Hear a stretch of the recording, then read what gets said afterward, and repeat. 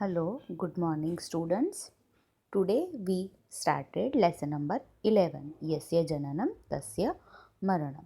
Yasya Jananam means कि birth and Maranam means death. तो जिसका जन्म होता है वो मरता है. ये एक नॉर्मल और बेसिक रूल है जो सब जानते हैं कि जिसका जन्म होता है वो मरता है. तो उसी के बेस पे ये लेसन है. It is our old tradition to preach moral through stories. हमारी ओल्ड ट्रेडिशन है कि लोग स्टोरी के थ्रू चीज़ों को जानते थे. On the basis of information of Sanskrit literature available today. और वो संस्कृत लिटरेचर का बेस है कि लोग स्टोरी के थ्रू लाइफ में सारी चीज़ों को जानते थे.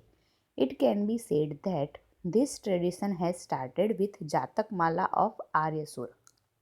और ऐसा माना जाता है कि ये परंपरा ट्रेडिशन जो है वो आर्यश्र के जातक माला में से शुरू हुआ. It contains story of Lord Buddhas previous birth. और वो लॉर्ड बुद्धा के पूर्व जन्म के बारे में बहुत सारी स्टोरियाँ बताते हैं. The theme of these stories is where and what auspicious things Buddha perform in his previous birth. और ये जो स्टोरीज़ है, थीम है स्टोरीज़ की, वो क्या बताती है कि कैसे और कहाँ लॉर्ड बुद्धा ने अपने पूर्व जन्म में कैसी चीज़ों को बयां किया था या कैसी स्टोरीज़ हुआ करती थी उस समय में, उस चीज़ को दर्शाता है. Thereafter, many stories were written in Sanskrit and still it is going on. और उसके बाद से बहुत सारी स्टोरी ऐसी लिखी गई और आज भी संस्कृत में वो स्टिल मतलब कि वो आगे बढ़ रही है. It is a peculiarity of Sanskrit stories that the name given to character signifies the work of और क्वालिटी ऑफ द कैरेक्टर. और यहाँ पर जो संस्कृत में स्टोरी है और उनके जो कैरेक्टर के नाम है वो उनका वर्क कैसे सिग्निफाई करता है. कि जैसे फॉर एग्ज़ाम्पल कि इस लेसन के अंदर जिस भी कैरेक्टर का नाम दिया है वो उसके नाम से और उसके काम से वो कैसे मैच करता है उसके बारे में बताया गया है. In present story, there are two characters, Vittadas and Kutanath. इस प्रेजेंट स्टोरी में दो ऐसे कैरेक्टर है, एक है वित्तदास और दूसरा है Kutanath. Vittadasa is presented as a greedy. Vittadas नाम का जो पर्सन है वो ग्रीडी है, मतलब लालची है. And Kutanath as a person cheating anyone by his fraud. और कूटनाथ नाम का जो पर्सन है वो किसी को भी चीट कर सकता है. फ्रॉड मतलब कि ठग कर, किसी भी तरह किसी को चीट करके ठग सकता है. तो ये कैरेक्टर के जो नाम है उसी में उनका काम छुपा हुआ है. जैसे कि वित्त मतलब पैसा, वेल्थ, तो वो सिर्फ पैसों के बारे में ही सोचता है. और कूटनाथ कूटनीति करता है, जो फ्रॉड करता है, तो वो दूसरों को कैसे ठगा जाता है लाइफ में वो दर्शाता है. देयर इज वन मैक्सिम इन संस्कृत, लोभः पापस्य कारणम. संस्कृत में एक सुविचार है, लोभ पाप का कारण बनता है. मतलब कि ज़्यादा लालच करना वो क्या होता है, पाप माना जाता है. Greed is a basic root of all sin. मतलब लालच सारे पापों का कारण बनता है. The present story explains how the greed cause harm by making one helpless to do unfair thing. और यहाँ प्रेजेंट स्टोरी में ये दर्शाया गया है कि कैसे ज़्यादा लालच करना दूसरों को नुकसान पहुँचाता है या किसी के साथ कोई अनफेयर चीज़ होती है. In the lesson, many adjectives and substantive noun are used, which will be helpful to know the use of विशेषण एंड विशेष्य। तो ग्रामर का जो पॉइंट है वो क्या है, एडजेक्टिव एंड सब्सटेंसिव नाउन्स जो है उसको यूज़ किया गया है विशेषण और विशेष्य के तौर पर। मतलब कि किसी को किसी की विशेषता दर्शाई है और किसी को विशेष मतलब ज़्यादा इम्पोर्टेंस दिया गया है।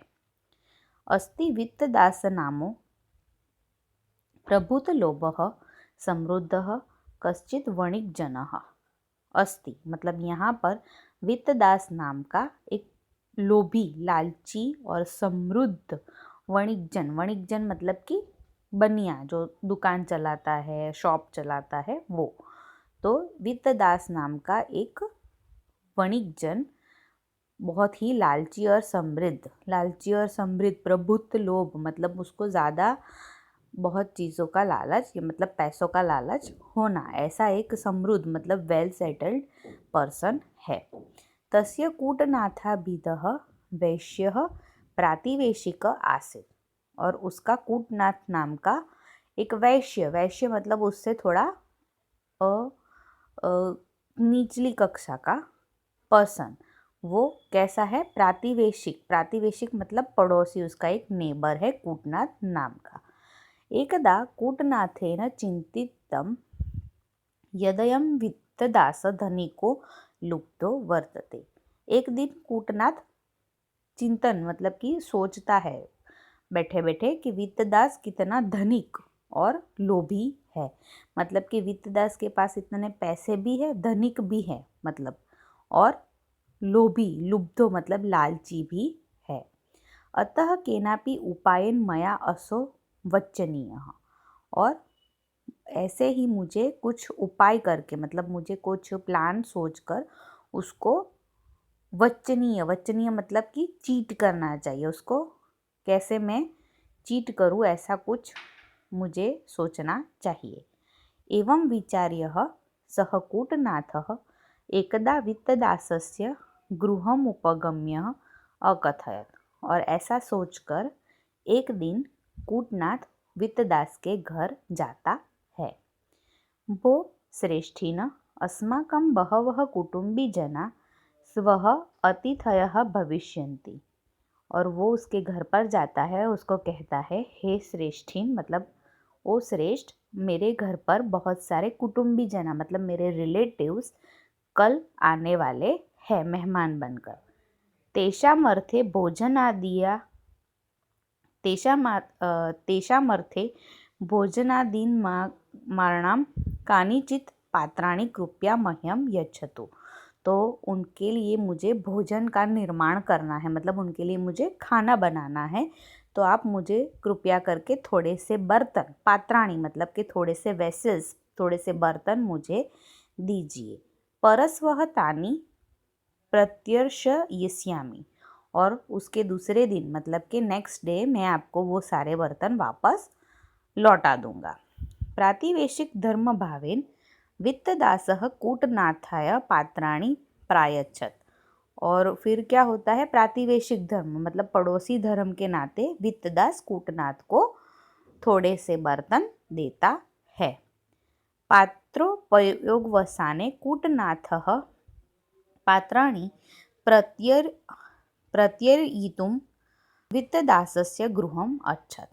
और फिर पात्र का उपयोग करने के बाद, पात्र प्रयोग वसाने मतलब पात्रों का उपयोग करने के बाद कूटनाथ वो सारे पात्र वापस से वित्तदास को देने के लिए जाता है। मतलब उसके घर पे मेहमान आके गए और फिर उसने वो बर्तन भी यूज़ किए, और बर्तन यूज़ करने के बाद वो दूसरे दिन वापस वित्तदास को बर्तन लौटाने जाता है। ते पात्रे सह कूटनाथः अन्यानि कानिचित् लघूनि नूतनानि पात्राणि अपि तत्र स्थापितवान्।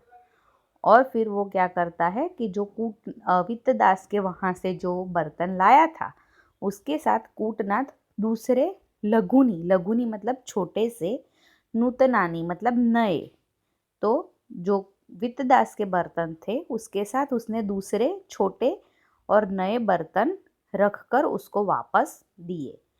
लघूनां नूतनां पात्राणां दर्शनेन विस्मित वित्तदास कूटनाथम पृच्छत। और फिर जब वित्तदास देखता है कि दूसरे उसके पास छोटे से नए बर्तन को देखकर वित्तदास कूटनाथ को पूछता है, भो वयस्यः एतानि पात्राणि मम न सन्ति। और फिर उसको कहता है, भाई ये बर्तन मेरे नहीं हैं। कूटनाथ अकथयत। फिर कूटनाथ उसको कहता है, मित्र यानि पात्राणि भवता दत्तानि तानि मम गृहे रात्रौ प्रसूतानि एतानि लघूनि नूतनानि पात्राणि भवतः पात्राणां पत्यानि सन्ति। ठीक है, लास्ट में क्या कहता है कि मित्र यानी पात्राणि, मतलब कि फ्रेंड ये जो बर्तन है उन्होंने मम गृहे रात्रो प्रसूतानि, मतलब मेरे घर पे रात को उसने प्रसूति मतलब कि डिलीवरी दी है।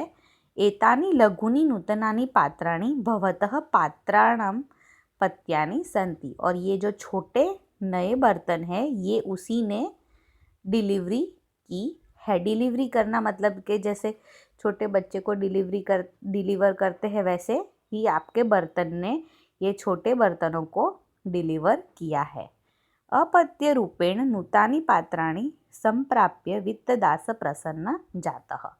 और उसके बर्तन ना होने के बावजूद भी उसको नए बर्तन मिलते हैं तो वो खुश हो जाता है। कौन? वित्तदास खुश हो जाता है नए बर्तन देखकर।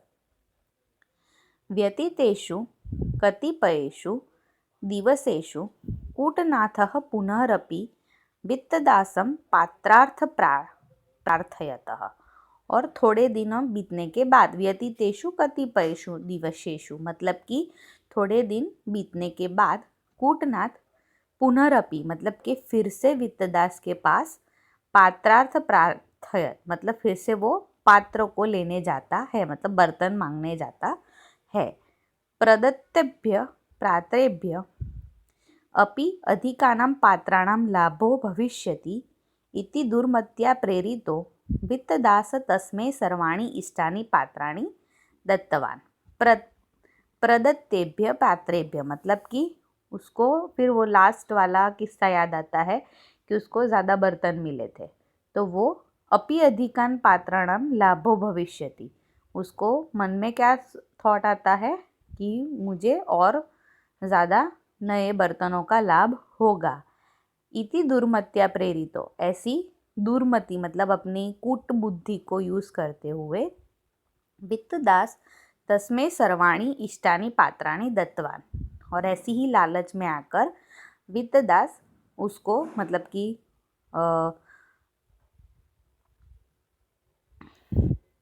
कूटनाथ को जो भी बर्तन चाहिए वो उसको सारे बर्तन देता है।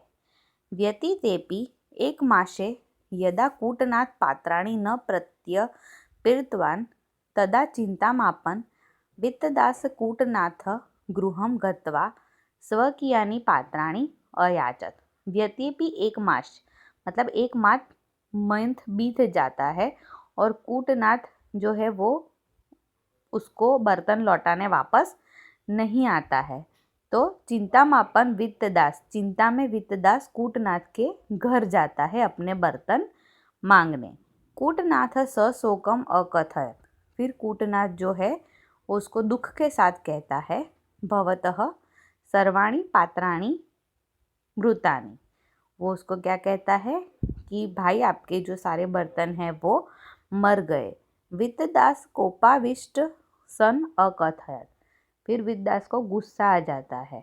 क्यों गुस्सा आता है? क्योंकि कूटनाथ उसको क्या कहता है कि आपने जो मुझे बर्तन दिए थे वो सारे मेरे घर पर मर गए। तो वित्तदास को गुस्सा आता है, उसको कहता है, एवं कथम भवेत्, ऐसा कैसे हो सकता है।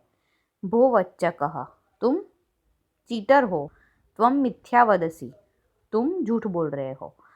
निर्जीवानां पात्राणां मरणं कथम संभवति, निर्जीव पात्र मतलब कि नॉन लिविंग जो है बर्तन, जो तो चल फिर नहीं सकते, ऐसे नॉन लिविंग बर्तन कैसे मर सकते हैं।